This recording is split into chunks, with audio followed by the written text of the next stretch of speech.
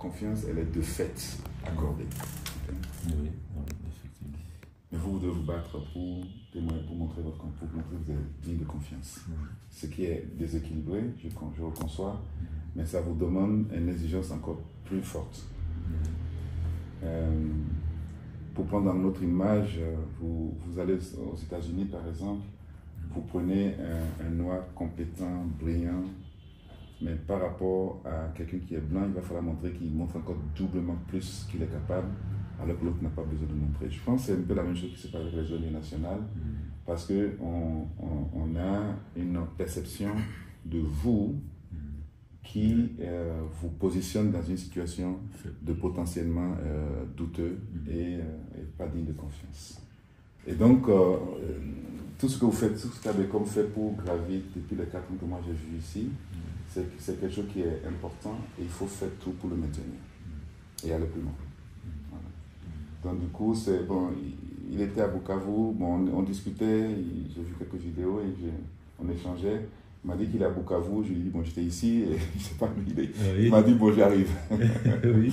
Donc du coup, cette rencontre elle est plus ou moins improvisée et c'est une bonne occasion. Voilà. Donc content de vous connaître tous.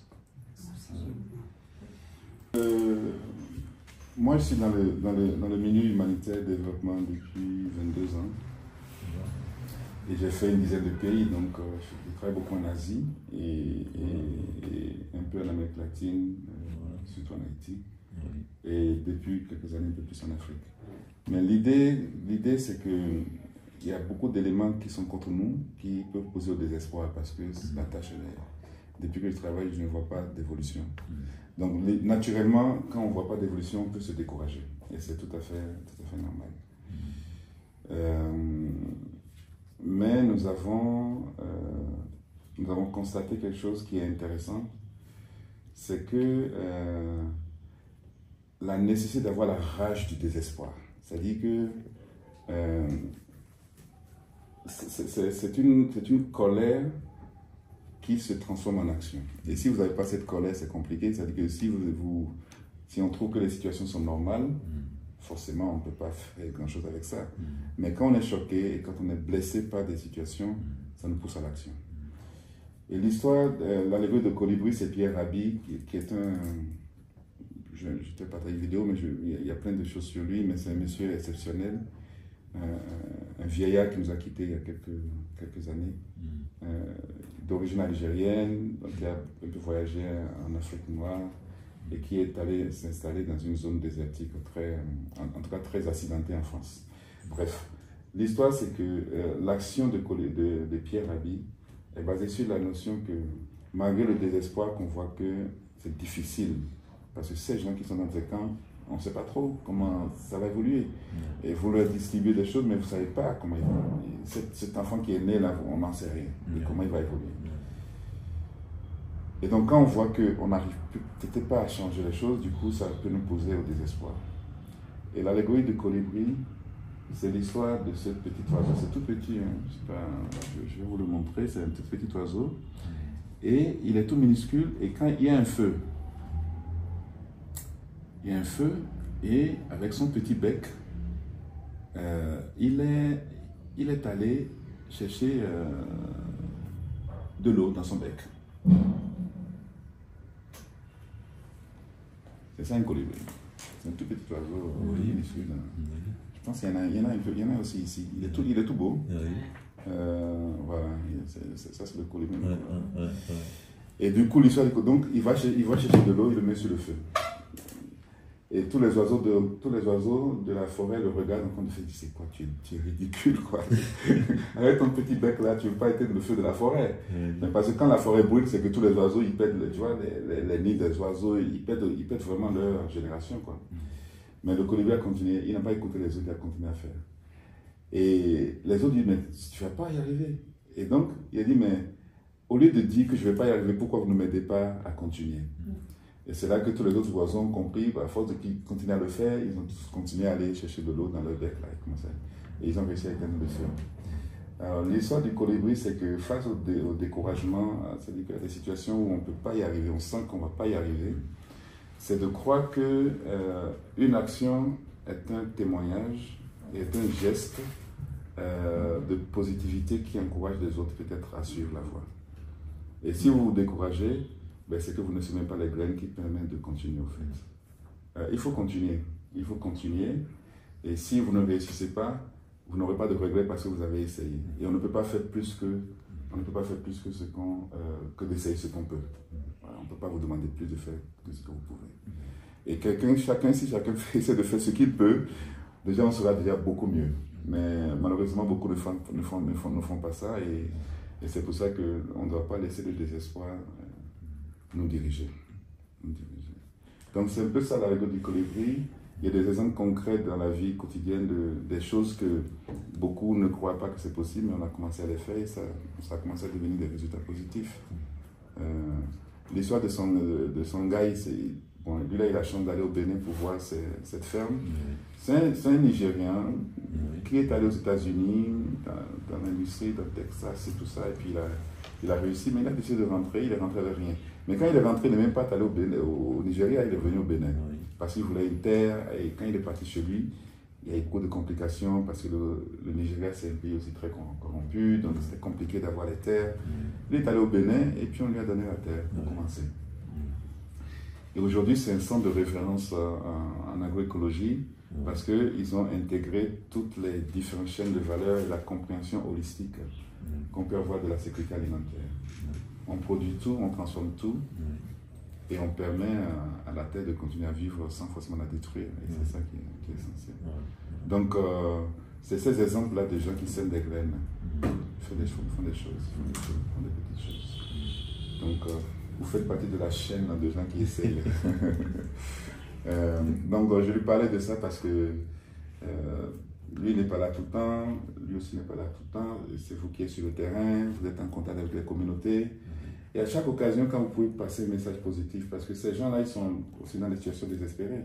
Et ce n'est pas toujours lui qui va être là qui est en train de parler. Parce que, effectivement, ce qu'il a dit tout à l'heure par rapport à la prière, voilà, les gens vont retenir quelque part quelque chose dans ça, pour dire qu'il y a quelque chose d'authentique, de vrai. Il ne faut pas continuer à être corrompu et dire que vous êtes chrétien, que vous êtes au paradis.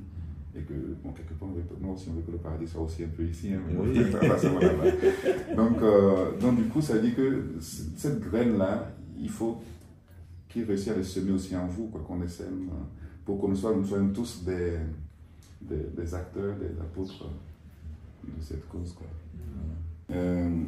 Je pense que ne vous laissez pas avoir par les mots un peu pompeux, parce que ces gens-là qui l'ont créé, c'est pour montrer qu'ils connaissent les choses. Hein. Parce que dans le thème médical, le mot Nessus a été inventé pour une bonne raison. Il se trouve que les gens l'ont réintroduit dans le monde humanitaire, développement. Mais on n'est pas obligé d'utiliser ce jargon puisque ça, tout le monde s'y perd. Beaucoup de gens ne comprennent pas ce que ça veut dire, puis on passe beaucoup de temps à expliquer plutôt que de parler des choses simples. On veut que les besoins humanitaires baissent pour laisser la place à développer les communautés.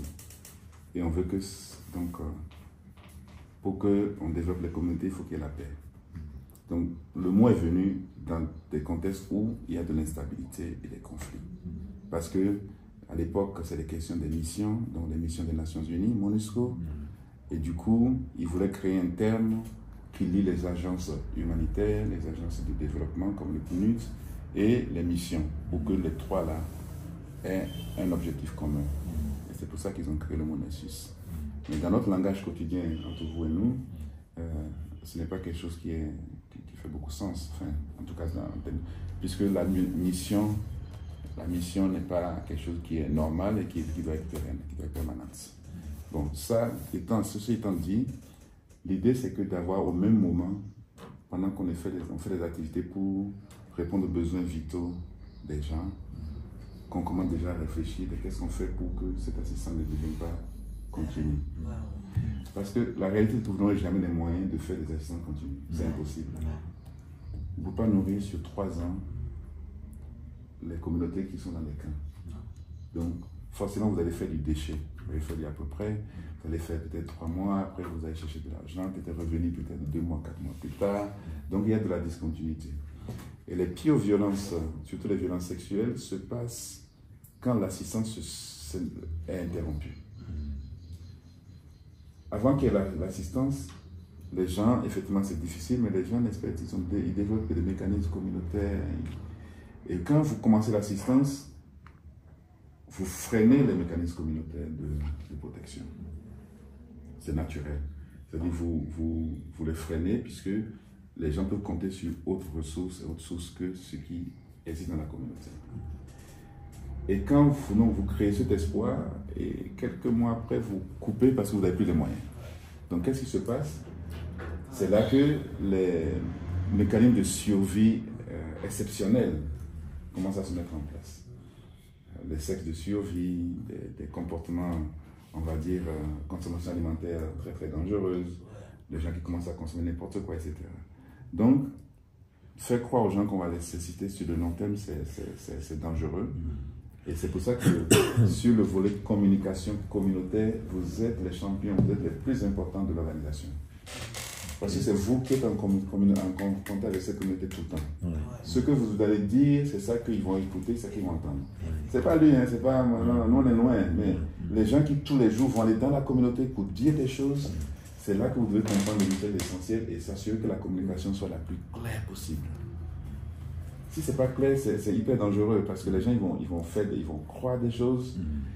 Et si vous leur dites que c'est tout à l'heure, tu as dit, c'est 3 mois d'assistance. Bon, on leur dit, quand Abeko va commencer, c'est 3 mois. Donc ils savent. Donc au lieu de 3 mois, ils savent que bon, ça va finir, que c'est pas quelque chose. Mais quand vous n'êtes pas clair dans la communication, que c'est pas clair, effectivement, la rupture brutale de l'assistance crée des situations de vulnérabilité et de protection. Donc Nexus, pour conclure sur cette question, c'est que tout le monde veut faire du développement, de la post-urgence et du développement, mais le contexte nous freine pour pouvoir y arriver. Et minimiser le contexte pour croire que c'est possible, je pense que c'est un peu dangereux. Donc je m'explique. Hein. Dans les besoins vitaux, dans la pyramide de Maslow, donc les besoins vitaux, il est bien de vouloir faire donc de la résilience, reconstruction des moyens d'existence pour certaines communautés. Mais tant que vous avez des gens qui viennent d'arriver, qui se déplacent toujours et qui sont là, et que vous n'avez pas les ressources, vous avez priorité de cibler ces gens-là. Donc qu'est-ce que ça crée? Donc, étant donné que les ressources sont ce qu'elles sont et que ça dépend de la bonne volonté des partenaires extérieurs, vous êtes coincés. Donc à faire des choix très difficiles, c'est-à-dire on fait des choix complètement, en tout cas, pour certaines personnes qui ne sont pas dans notre milieu, c'est impossible de leur expliquer quand on fait des choix aussi durs. Entre qui va mourir et qui va vivre, au fait, quelque part. Non, mais c'est des choix difficiles. Donc, quand on fait de la chirurgie de guerre, c'est que vous arrivez avec des bennes, des camions chargés de blessés. Mais les gens qui sont les plus critiques, vous savez qu'ils ne vous les traitez pas. Hein? On les met de côté. Donc, quand moi j'ai fait le triage avec MSF, quand tu fais le triage, tu fais du tri.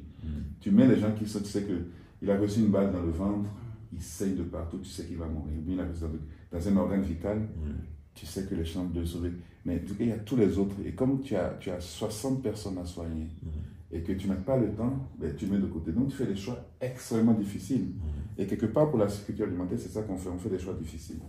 Donc, ce que je veux dire, c'est que nos ambitions sur le Nexus doivent être limitées dans les contextes où la capacité de répondre aux assistances urgentes sont limitées. Elles sont limitées. Et donc, toute la connexion avec les bailleurs de fonds, c'est d'arrêter de nous parler de Nexus tant qu'ils ne sont pas capables de financer même l'urgence. Ils ne sont pas capables de financer l'urgence. Et on ne peut pas dire comme, ok, les gens de Kiribati, non, vous étiez à pas Moïba, là vous étiez à Kichanga. Oui, Kichanga. Kichanga, vous finissez là et vous disparaissez. Ah oui. C'est ça, effectivement. Vous disparaissez. Et là, on finit, on disparaît. Vous disparaissez. Alors que l'idée, c'est que qu'on vous donne, même si ce n'est pas le même montant, mais une partie qui, dans la communauté, vous allez identifier les investissements qui vont maintenir au moins un minimum de moyens d'existence dans ces communautés. C'est ça le minimum. C'est sûr que vous ne pouvez pas développer l'économie de tout le monde, n'est-ce pas? Donc la position du cluster sur cette question, c'est que on le fera quand on aura les moyens pour au moins assister les gens, la grande majorité des gens qui sont en assistance alimentaire. Et deuxièmement, ce ne doit pas être les mêmes portfolios de financement qui viennent des humanitaires, ça doit être d'autres sources de financement. Et c'est là qu'on parle de la Banque mondiale. Depuis qu'ils sont ici, on ne sait pas tout ce qu'ils font, alors qu'on a des situations terribles où on a besoin de cash, de ressources. Le Fonds monétaire international, là, on est en train de travailler avec eux sur des choses qui sont complètement lunaires. Ils ne sont pas sur Terre comme nous. Hein.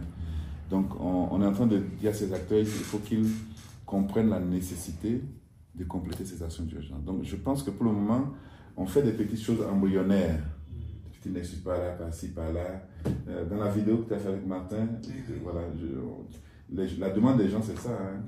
La dame qui fait le fretin, là, ou bien... Bon, voilà, les gens disent, on veut la paix, on veut pas de l'assistance, mais on n'arrive pas à le faire. Donc, je pense que c'est juste, ça doit rester un plaidoyer fort.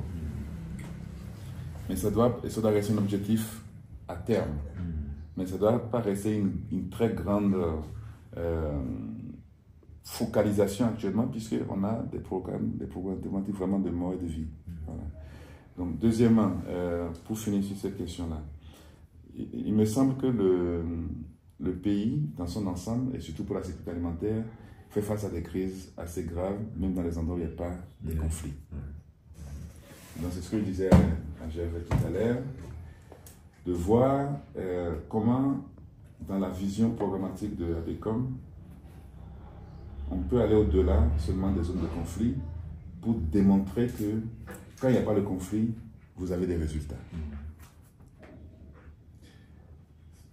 Quand il n'y a pas de conflit et que vous avez un problème de sécurité alimentaire important dans une zone, ABECOM a les capacités et les stratégies pour pouvoir montrer que ça réussit.